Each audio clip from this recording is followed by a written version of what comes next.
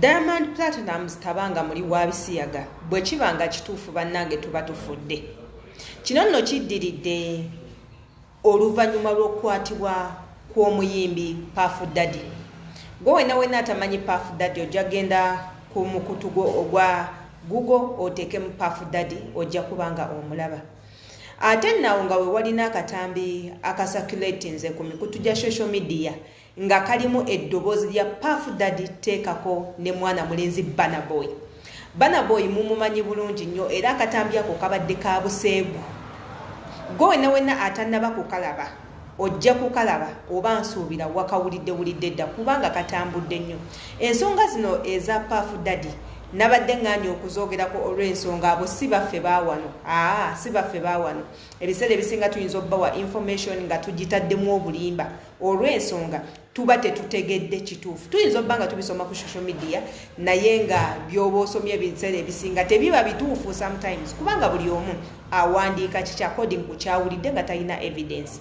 Naye ku kino Diamond Platnumz kyakoze oluvannyuma lw'okuvayo n'agamba nze ne Puff Daddy tubadde tuyina ebintu byaffe bye tukola ebiri secret bye tutasobola kuvaayo kuteeka ku social media, bye tutasobola kuvaayo kunnyonnyola bannamawulire, bye tutasobola kuvaayo kugamba muntu yenna. Kati nno kino kireetedde abantu bonna abakkiriza mu Diamond Platnumz okulowooza nti y'omu ku abo ababadde beenyigira mu bikolwa eby'okuyita abantu emabega, ate nga kino kitwaliddemu abayimbi bangi nnyo naddala aba Africa ababadde bakwatagana ne mwana mulenzi Puff Daddy. Yenze Sheila Adita kansubire nti muli bulungi mbabuzeeko ko nabagamba nti nalwalamu katono naye ate nebaza mukama nti ngenda ntereera nja kubanga mbawa information slowly by slowly. Gwe nawe ya subscribinga ku YouTube channel yange okola ekintu kirungi nnyo. Abandabira ku Facebook imbagala nnyo mwebale kunfollowinga, abandabira ku TikTok nabo mukola ekintu kirungi, abandabira ku Snapchat mukola ekintu kirungi nnyo. Ate nga nina n'omukutu omupya gwendiko munnange omukutu ogwo nagwo mujja kubanga munsangayo bulungi nnyo. Nja kujamba nnyonnyole gukola gutya gwe wenaali eyo osobola ogweyungako noba nga naawe osobola okwenogera kasente. Abankubirako amasimu ku Instagram imbagala nnyo, teekako ne ku Snapchat imbagalira ddala. Abajja ku Linkipedia yange nga mubako bye mumbuuza namwe imbagala nnyo. Ngenda kubanga imbaterayo akatambi ka Diamond Platnumz ke yavuddeyo na encrosinga eri bannamawulire ng'agezaako obategeeza biki byabadde akola ne mwana mulenzi Puff Daddy. Naye ekibuuzo kiri nti abayimbi mu Africa banasavaivinga kino anti Puff Daddy munnange musibe ate ku misango emingi ate era eminene ddala. Katugendako mu katambi ate era tubeere nga tukomawo. Nga lwaki munnange Diamond Platinum akagatto ka Diddy naye tekamutuuka? Diamond yavuddeyo n'agamba ye yagenda ewa Diddy naye ekyaliwo kyali tekisobola kupostingibwa. Abatanzania ne bagamba kiki ekyaliwo tubuulire. Maama abantu bana bagenda bagamba buli ebyaliwo. Diddy ono skando ye etandise okuexposinga abantu bangi. Egenda ku exposinga abantu bangi mu butuufu, egenda ku exposinga abantu bangi mu bulimba. So ebintu ebyo birina okutambula nga biri bibiri bwe biti. Era Diamond ye yavuddeyo n'agamba twagenda naye ekyaliwo kyali tekisobola kupostingibwa, like we couldn't post whatever. Abadde bagamba bayinza okuba bakola music. There is a possibility nga bakola music. Bayinza okuba batuuka ku agreements nga nze ndeka munnange akagatto ka Diddy kagenda katuuka buli omu. Bagenda waayiriza, bagenda kwogera ako nno ke katambi Diamond Platnumz kavuddeyo n'abeera nga yeewako obujulizi nti ye abadde ng'akwatagana nnyo ne mwana mulenzi Puff Daddy era nga balina ebintu ebyenjawulo bye bakola era nga biri secret.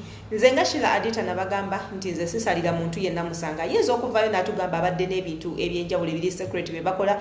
Bayinza okuba nga babadde bakola ku album yaabwe empya, bayinza okuba nga babadde ku collabo, bayinza okuba bawandiika nnyimba, bayinza okuba nga babadde mu bintu ebyenjawulo okuba nga Puff Daddy bw'oba omugoberedde era ng'omusomyeko abadde alina organizations zakola charity organizations ng'alina amasomero. Oyinza okuba nga ne Diamond abadde omu ku abo abalina kye bawaayo wabula ate nga bino we byatuuse ku bayimbi abasinga nga Rihanna, aba Beyonce, nga ba Jay-Z, nga ba Canon, nga ba Cassie n'abantu abalala bavuddeyo bonna nga bawa obubaka obw'enjawulo nga bagamba baali bakitegeererawo nti Puff Daddy bajja kubanga bamusiba era nga mwana muwala Cassie gwe tumanyi obulungi abaliyo ku myaka gyaffe akaana ako nga katandika okuyimba oba nga kayimba kekaali ebiseera ebyo kekaali ka girlfriend ka mwana mulenzi PDD kavuddeyo ne kaleeta obutambi nga kalaga nti PDD yali nga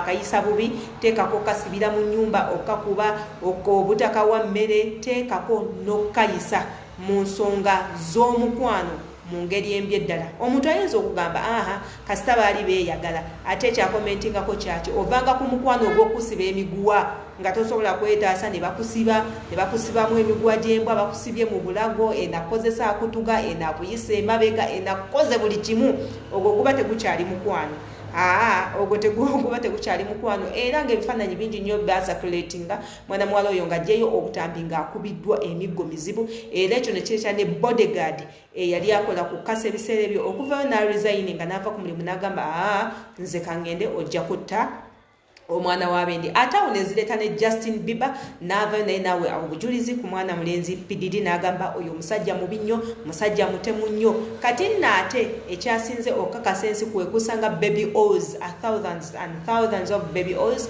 mu nnyumba ya mwana mulenzi PDD ng'ayina ne lubricants ez'enjawulo eziraga nti zigenda mu nsonga ezo ez'omukwano ngamba bano abeeyita emabega awo nno ne PDD awo nno ne mwana mulenzi Burna Boy we yaviriddeyo n'agamba banange yes nze n'oyo tubadde tukwatagana naye tubadde tetukwatagana mu nsonga ezo ez'okuba nga tweyita emabega siina kye mwagaza ate oyo we yavuddeko ne balyoka balita mwana mulenzi Jay-Z omusajja gwensinga okwagala kati nno naye we bamulumiriza okubanga y'omu kwabo ababadde bakola kaka ebyo ebintu ensonga zino eza PDD zirimu abayimbi bangi nnyo abali international teekako n'abayimbi abaffe aba Africa oyinza okugamba oba twebuuze nti ensonga zino PDD zaalimu essaawa zino zaalibanga zeekuusa ku bano abawashipinga ba devils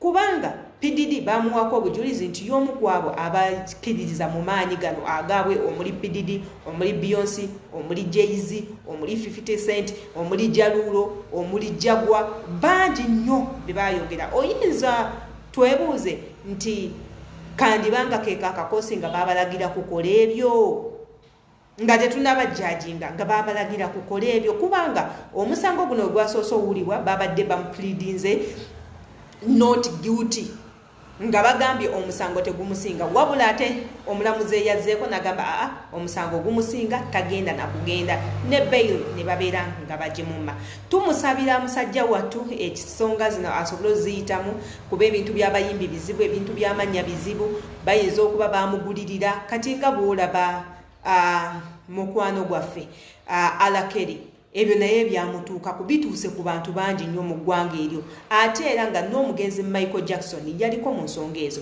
so kati katusabe era bambi tubeerayo nga tumusabira okulaba nti ensonga zino aziyitamu naye wekiba nga Diamond Platnumz y'omu kwabo abakola ensonga ezo bambi mukwano tukusaba tokigeza era bw'oba obadde okikola kiveemu mu bwangu otusaasire okiddukemu kuba bambi tomanyi kyoba onkoze nze nga diehard tomanyi kyoba onkoze yenze Sheila Adita kansubire nti akatambi kaneeno kakutuuseeko bulungi nnyo neetaaga comments zammwe njagala mmanye gwe ensonga bwe ziti ozirowoozaako kikubanga ate era tebikomyeyo yokka ate ne muganda waffe Chameleone bamupindinzeeko dda nti naye bw'atyo bwe yali ayosa omweso n'omukyala wa muganda we Wizo Manizo ezo nazo zigenda mu maaso engeri abo gye bali abaffe ate munnange sijja zoogerako sirina na bujulizi akasajja kakunonerawo ne kagamba gwe bukyanga okola lugambo imbuuliraani yakutumye binene wabijje olaba nowoofiira mu kkomera ezo katuzeerekereze enze Sheila Adita twesangayo mu comment sections imbagalanyi